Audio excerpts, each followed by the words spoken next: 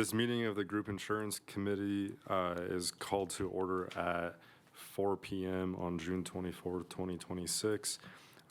Moving on to item 1.02, Rachel, will you perform the roll call? Robert Munson? Present. Rachel Drake, I am present.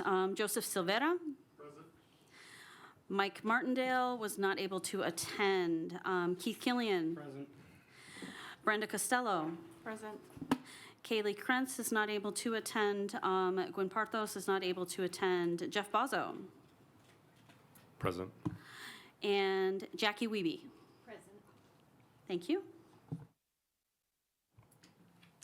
Okay, moving on to section 2 of the agenda. Our first item today is item 2.01, approval of the minutes of the May 27th, 2026 meeting of the Group Insurance Committee, and this item is for possible action. Do we have any public comment on the minutes? No? All right, thank you. Does anyone have any changes or edits to the minutes? No? Okay. Then if not, I'll entertain a motion. Robert Munson, I move that we adopt the minutes as presented. Do we have a second? Rachel Drake, second. Okay. Any further discussion on the item? Seeing none. Okay, all those in favor say aye. Aye. Any opposed, nay? All right, motion passes unanimously. All right, next we have item 2.02, presentation and discussion of Washoe County School District Group Insurance Claims Experience Report as of April 2026. This item is for presentation and discussion only, and we have Nate Kerr from LP Insurance with us today to discuss this item. Welcome, Nate. Thank you. Good afternoon, everyone. Nate Kerr with LP Insurance for the record. Here to go over April's report for the group health plan for Washoe County School District.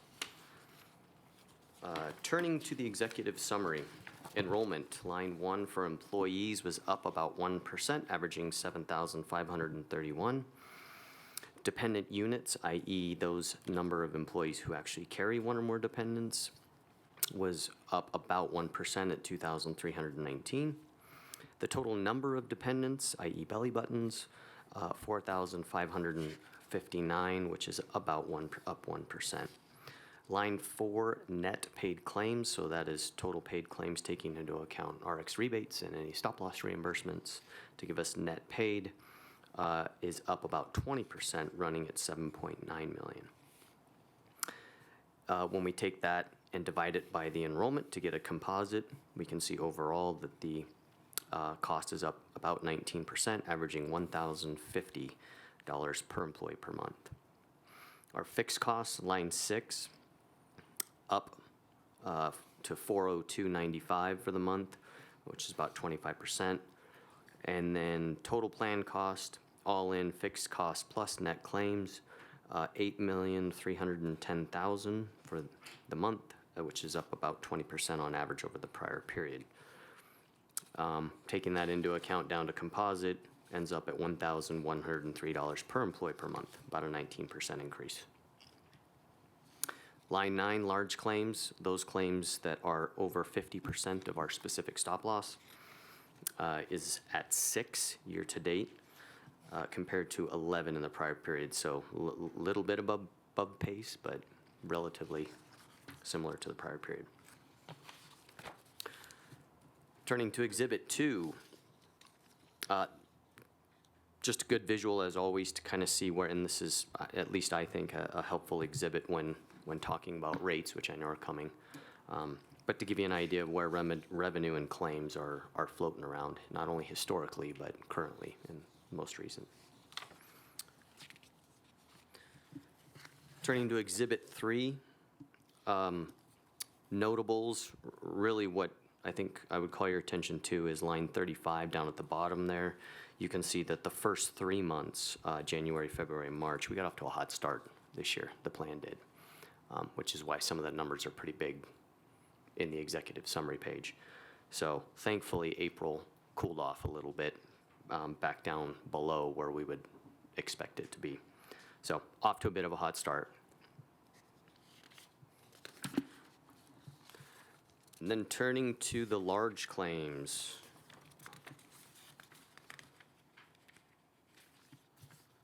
Exhibit 12.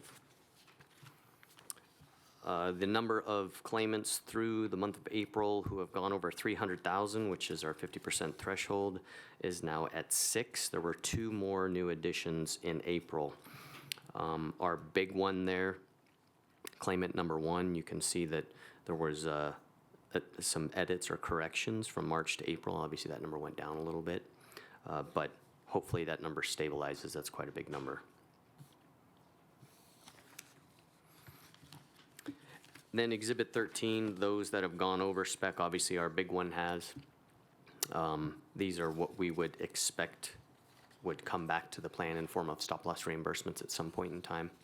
So to date, those 2 claims make up about $1.8 million in expected future reimbursements for stop-loss. Questions? Sorry, Rachel. Rachel Drake for the record. You noted that April has cooled down a bit. Sometimes you're able to get a glance at May. Does May look similar to April? May was a average month. Okay, perfect. Thank you. Yeah. Robert? I have a question. I think it's probably because of billing, but the March for the claim is 1.8 and then it's 1.7 in April. Was it because of going back over the bills and it was actually reduced? I think there was one on the previous one that was like that as well. Correct. That had gone down. Yep, absolutely. On occasion, we'll see the numbers, we'll see refunds issued due to edits or dual billing or that are corrected, yeah. And on that claim, as well as any others that are over 600,000, it's going to show up a month or 2, 3 months down the road in our, so some of that's coming back to the fund. So even though we're really high right now, some of that will be refunded back. Yes, And yes. we won't continue paying on claims like that, right? Right, yeah, all claims for claimant 1 are essentially done for the plan. Stop losses is on the hook now. Okay, thank you. Yeah. Any other questions for Nate? No? All right, Nate, thanks for your time on this item. That closes item 2.02, and we'll move on to item 2.03. Presentation, discussion, and possible action to provide a recommendation to the Board of Trustees to approve a plan rate increase not to exceed 8% and possible changes to coverage out-of-pocket, maximum deductibles, and co-pays for the Washoe County School District's health plan for the 2027 plan year. And this item is for possible action. I think we're going to keep you up here, Nate, to answer questions, but I'll hand it off to Mackenzie for this item. Thank you, Jeff. Mackenzie Hard for the record. Z, if you could pull up the other PowerPoint and go to slide 4. In the Group Insurance Committee attachments, we have the PowerPoint that we presented and went through pretty thoroughly last committee meeting. But I'm going to pull up the slide that has the 2 options that we are having you all today and last month consider. Option A is the continue with the same blended approach to determining the premium rate increase that our plan needs, which this year would be 5.8%. With any potential plan design changes we wanted to look at. And then option B is to separate both plans and have again, there's the typo on the option B, but the high deductible premium rate increase would be 0 and the PPO would be 7.2, again, with any potential plan changes that you all wanted to review. Is there anything specific that you all wanted Nate and I to review within this PowerPoint before we move forward?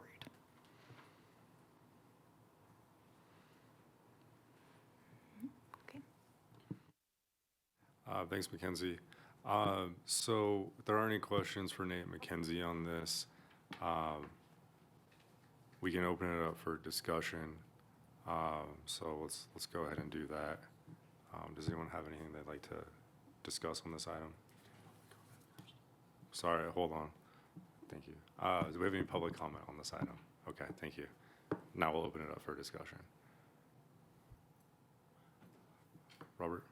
So looking at this, when I looked at the increase to deductibles to we had the 700, I think 750 and 1,000 were the 2 options.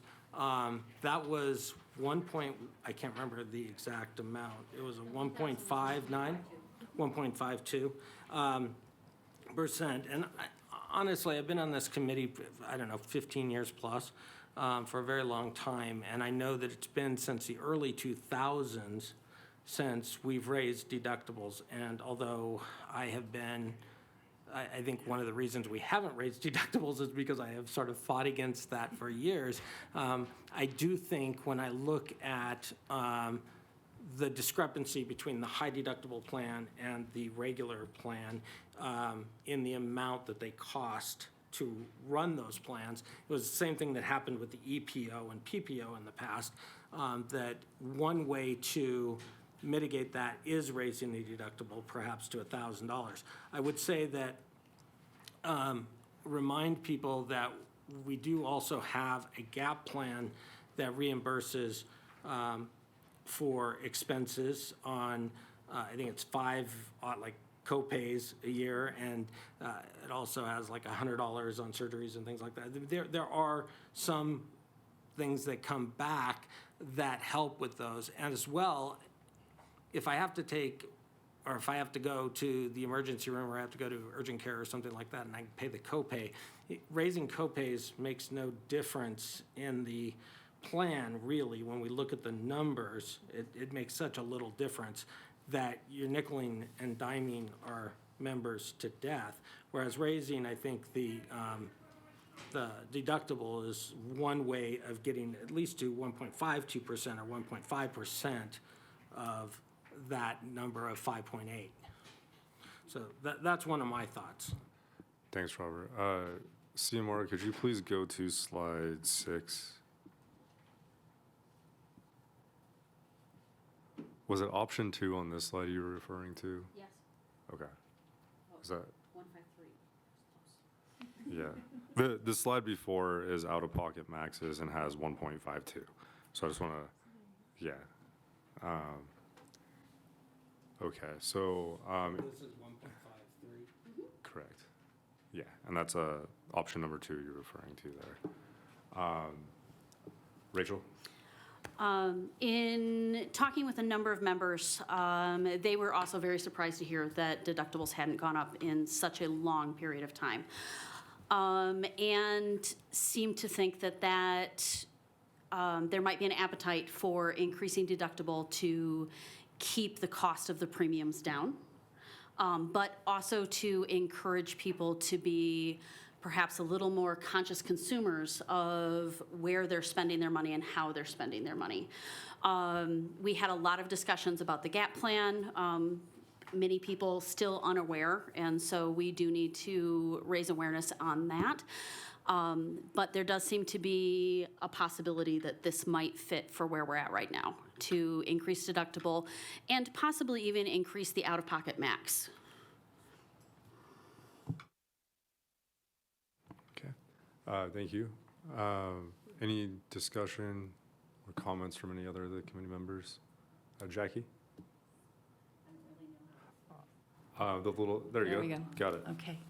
Okay, I heard from, Jackie Wiebe, the retiree representative on the committee. I heard from a couple retirees who are on the district insurance plan, and they honestly are floored that the district wants to increase anything at this point, because once you're retired, you only make your 75%, right, of your, on your PERS, on your pension.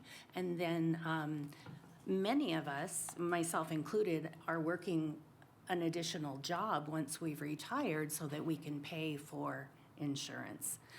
Just for my husband and I, it's $1,400 a month. So, and for a single person, she was paying $840. This one was paying nearly $900 for a single person. And talking about getting second jobs to pay for that as well. So they were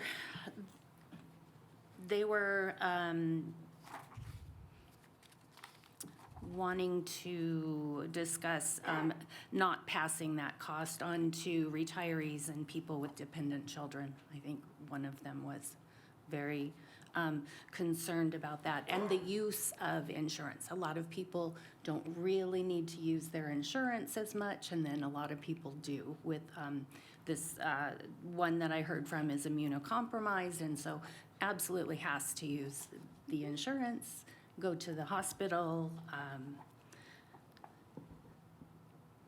So I think that's it. Thanks, Just Jackie. letting you know. All right, thank you. Rachel? Jackie, did you get any commentary from the retirees on the possible difference between increasing the premium and increasing deductibles? Was that an item that they talked about, if you would share? One was adamant that just the premium be increased with no plan changes. And the other was just,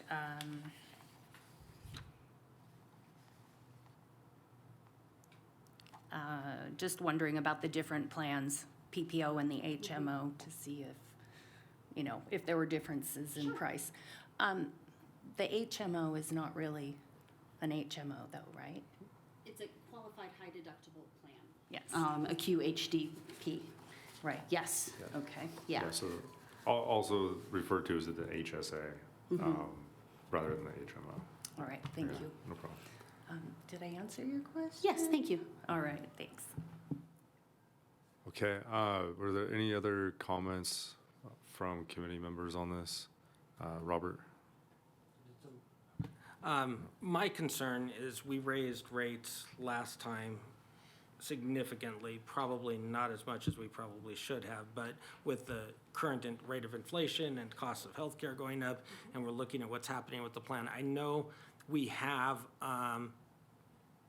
some cushion. How much do we have in the health plan fund right now? Because I don't remember seeing that in last month's report. It probably was, I just don't remember. As in the net position of the fund? Yeah, so our reserves. Yeah, so the last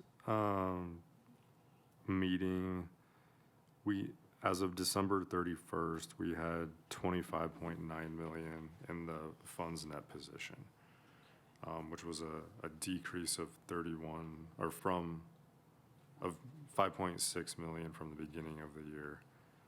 It was at 31.5 million. So if we're basically losing or bleeding, and obviously we can't predict, we're making the best prediction based on claims that we possibly can, since that's how we look at this, and that's how you guys look at this, LP Insurance.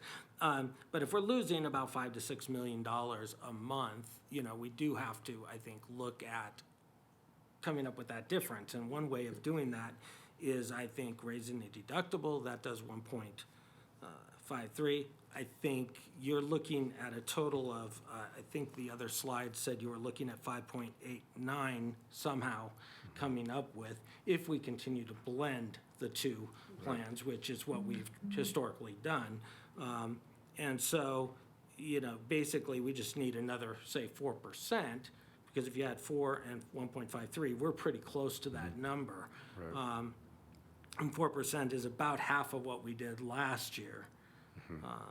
And gets us pretty close. So that would probably be where I'm looking at, is sort of doing that. I think when we, you know, I don't want to raise out-of-pocket maximums at the same time we're raising deductibles, and do a lot of other plan changes at the same time. We do, you know, what we need to do. But I think that, you know, that would be my suggestion, is somewhere in that range. I don't know, I'd like to hear what other people think.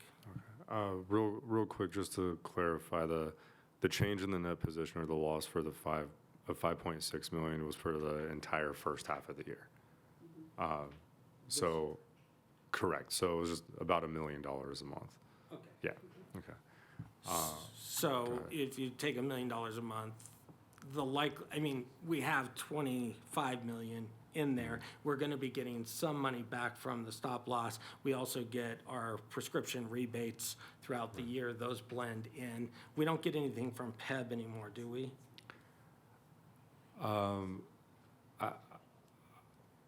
I think there's a small amount, but it's not It's not what significant. it used to be. Okay. Yeah.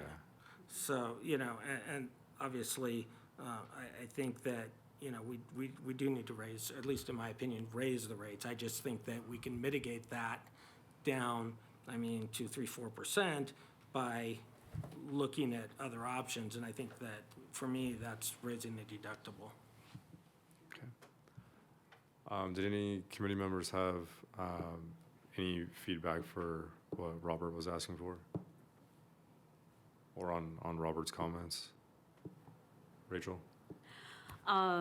The other thing that, in discussing with members, came up was, there was some thought that if we split the premiums, which was option B, as proposed, so that the premium for the PPO is higher and the premium for the qualified high deductible plan is lower, which would give some of the retirees that option. One person was asking for it. But also a bit of frustration in that the difference in the amount that is put into the HSA plan is no longer the difference between the two plans.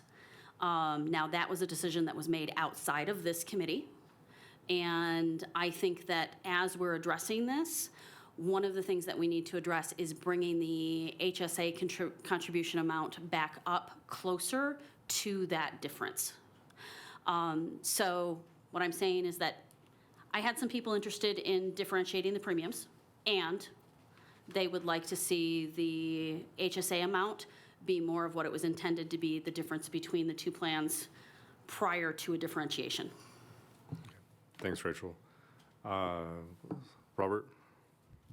Yeah, that was concerning as well. And as I look at that happening outside of this committee, happening by management or whatever, I did bring that up with the association because, it was news to them as well. It's not a huge difference, but when you're looking at a 38% negative, negative 38% versus here between the two plans, I think part of that is to bring that up a little bit is to go back to that full, whatever the difference is we're putting in there, or at least closer to what that is. So, and I would argue that that might cause some people to switch to that plan as well. Maybe not, I don't know.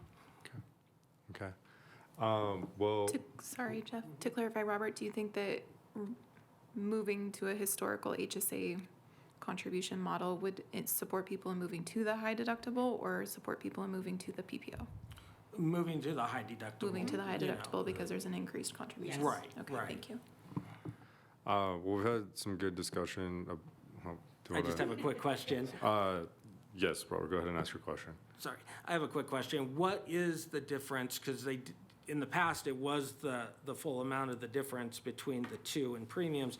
The 2,000 that was used last year by the district, what would that have been had it been the premium difference? What is that difference per year? The difference is $30.73 a month. Sorry, Rachel, can you repeat that? $30.73 a month.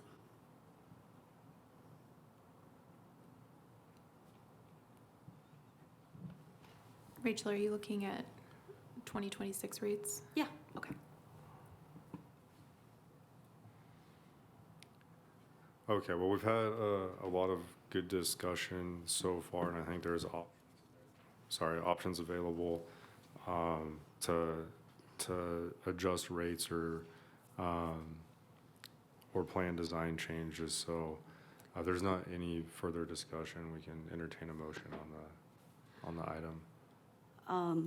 I don't know that I have a good sense for what this body kind of wants to do, because we have some motion in a lot of different directions. Yeah. Well, okay, that's a fair point. It's been a long time since we've done this, but how was it? I think it's been 7 years since we've gone about this process. But what we've had before is someone propose a motion that's a combination of these things. So it could be a combination of the deductible increase, a partial rate increase, whether it's to both plans or to one, and then also the HSA item that we've been discussing. Okay. So there's, and then, then we'll see how folks feel about it and go from there. Okay. Hold on one second.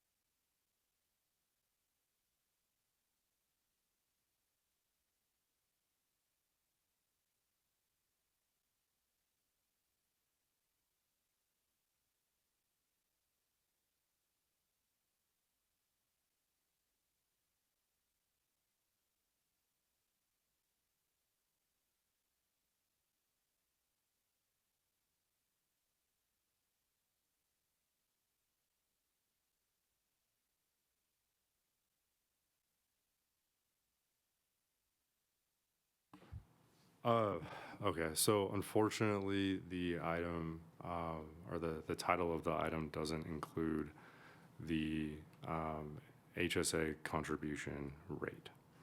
So we are not able to make a recommendation or action on that. However, we can discuss the premium rate increases and plan design changes that are listed on the agenda and in this packet. So Rachel Drake, even though such changes were made outside of this committee, without our knowledge,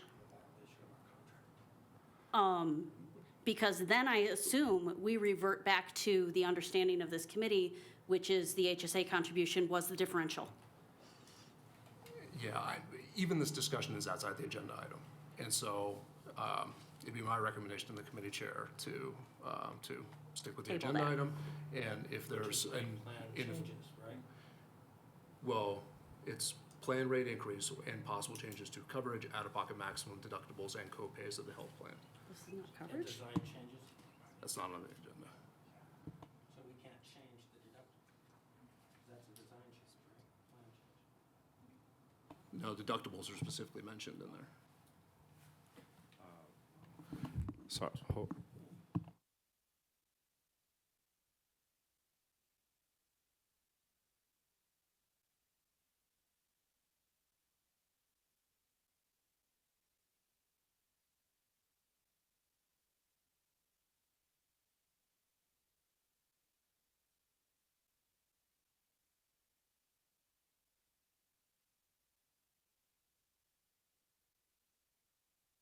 Joseph? Okay. Robert, you want to make a motion? I move that we move to put on our next agenda the discussion to revert back to the HSA contribution that was previously held since we've had the plan.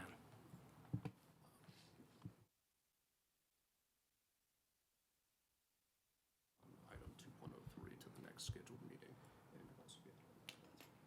So to, how Motion to, to continue the agenda item. so can he restate his motion then, or do we have It's to? not the agenda item because you said it's not Right. on the agenda, so I can't Well- continue the agenda item. s- The s- agenda item isn't. can- It could be continued and it could be added to the agenda. item next time. Okay, so do we need to have Robert restate the motion? We do, and it would be a motion to continue item 2.03 to the next scheduled meeting of the Group Insurance Committee. I move that we continue the item 2.03 and move that to our next insurance committee meeting With the discussion of? with the discussion of the HSA contribution by the district. Okay. Is that, But we can still move forward with other things here? What, if this is continued, then we'll proceed with the remainder of the agenda, but this is the last action item.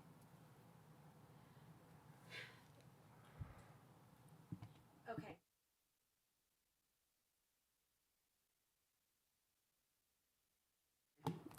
Do we want to end discussion here, or do we want to have further discussion about how this entire thing might shake out once we can have a discussion about HSA contribution rates?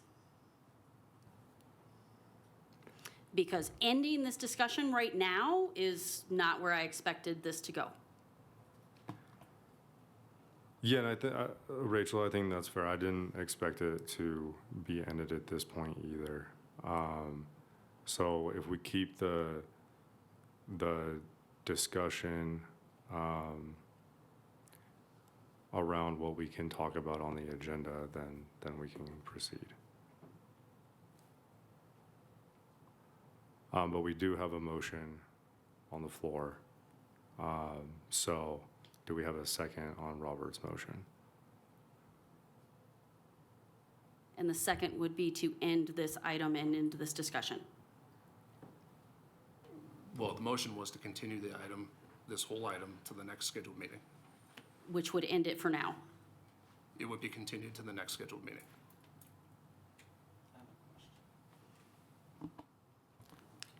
Robert? The next scheduled meeting is in July. I know we have the ability to meet before that date. Yep. How quickly could we meet, or do we need to push it all the way to the end of July? So we have is it 3 days that we have to have the agenda posted at least? So Mackenzie would need to work with committee members to find when everyone's available, or we would have a quorum. And then we would need at least 3 days to have the agenda prepared and posted ahead of the meeting. If you're worried about the difference between the next scheduled meeting and if we can get one on earlier, you could volunteer to change your motion to the next meeting of the Group Insurance Committee, not the next scheduled meeting of the Group Insurance Committee. So I move to amend. Yeah, you just move to amend. I move to amend to drop the word or strike the word scheduled and change it to the next insurance committee meeting. Okay. Do we have a second on Robert's motion?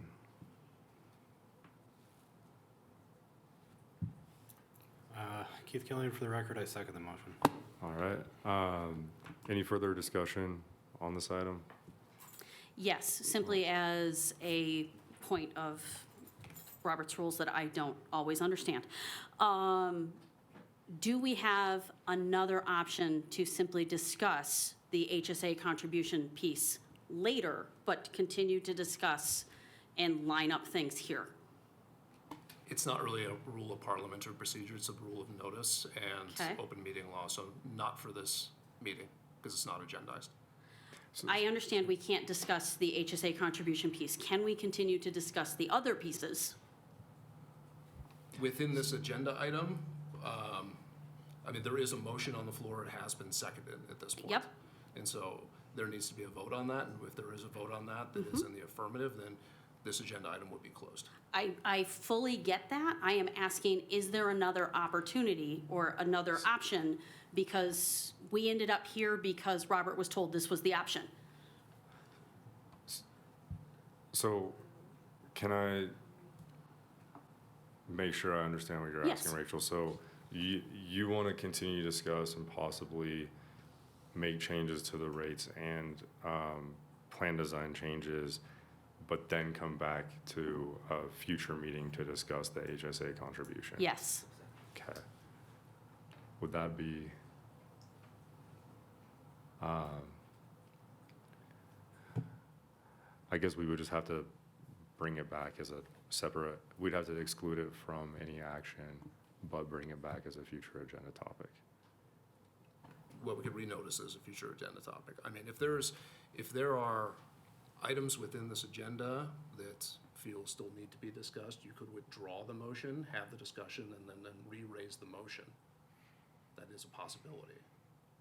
Raise the motion after we After finish the this. discussion. It's difficult because there was a motion and there was a second, so we shouldn't be having a vote right now on it. But if you are withdrawing, if Mr. Killian would withdraw it too, his second, you could engage in further discussion and have additional opportunity to make a motion. And it's an action item on a future agenda.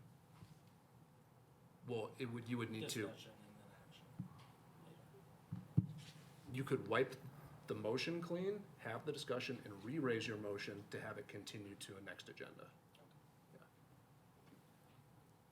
Robert Munson, I withdraw my motion. Okay. Keith Killian, withdraw my second. Okay. All right. Now we can continue the discussion with the rates and the plan design changes. Okay. Any further discussion on rates or plan design changes? I'm not seeing any, so, Rachel? So, well, what you asked for before we ended up here previously was a motion. Yes. So do you want a motion to go with more discussion that doesn't talk about the HSA contribution thing? So would the motion be to recommend rate and plan design changes that, okay, then yes, we could do that. Okay. So then, Rachel Drake, for the record, I move that we consider a rate increase for only the PPO plan of 5% for that plan. This proposal incorporates two plan design changes for the PPO plan to increase the deductible to $1,000 for individuals, $2,000 for families. That's in-network, out-of-network is obviously more. And to increase the out-of-pocket max to $4,500 for individuals, $9,000 for families.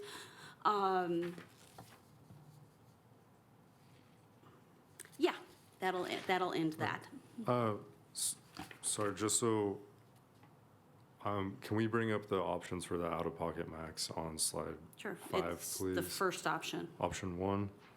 Mm-hmm. Okay, and then, was it option 1 or 2? 2. Option 2, okay. Okay, so is everyone clear that it was a 5% rate increase to PPO Only.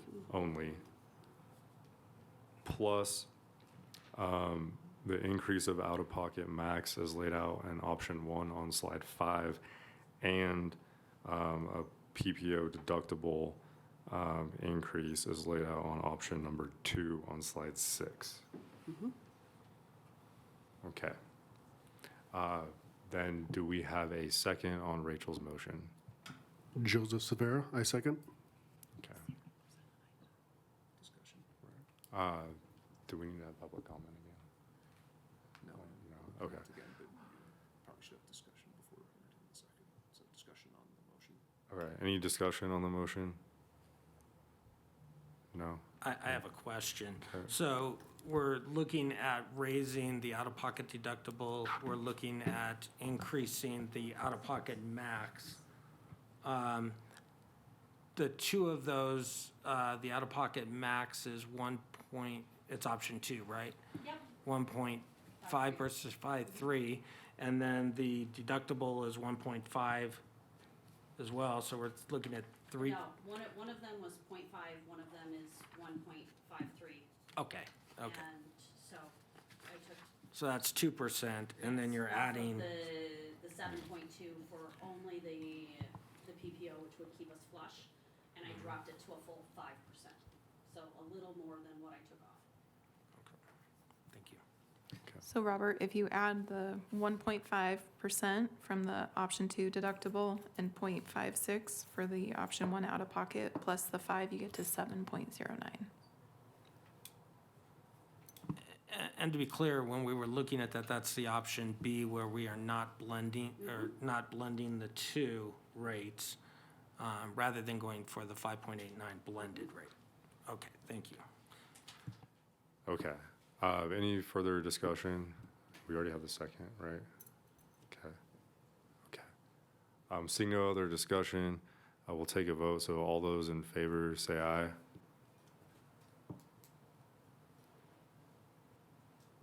Okay. I mean, Yeah, aye. So, any votes to support Rachel's motion? I still have a question. I'm going to say aye. I followed Okay. along and I wrote notes. Okay. Can we still continue with the question, or? I prefer to use some votes. Okay, all right, so we're going to retake the vote. So all those in favor, say aye. Aye. Aye. Aye. Okay. Any opposed, nay? Okay. The vote was 6-1, so the motion carries. That closes out item 2.03 and brings us to our closing items. Item 3.01, do we have any public comment? No? All right, thank you. 3.02 is the announcement of the next meeting on July 29th, 2026. And we will adjourn this meeting at 4:45 p.m. Thanks, everyone.